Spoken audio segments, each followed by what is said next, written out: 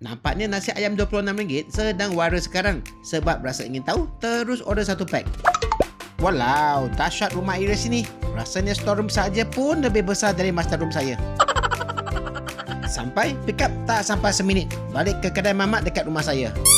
Ini Nadia, nasi ayam Mamati ni yang berharga RM26. Okey, nak cuba cirinya dulu. Sedap tapi sangat pedas. Ayamnya pula nampak kering dan keras.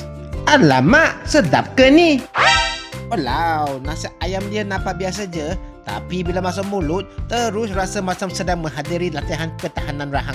Ayamnya keras, kenyal dan saya rasa gusi saya bekerja lebih kuat daripada saya di gym. Kalau nak jujur, ini memang jauh daripada apa yang saya jangkakan. Oh no!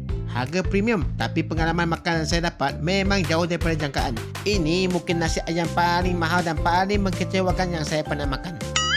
Lagi satu, kelemahan nasi basmati jika kena makan panas-panas. Kalau dah sejuk, pasti keras dan kering. Betul. Ini pengalaman dan pandangan saya.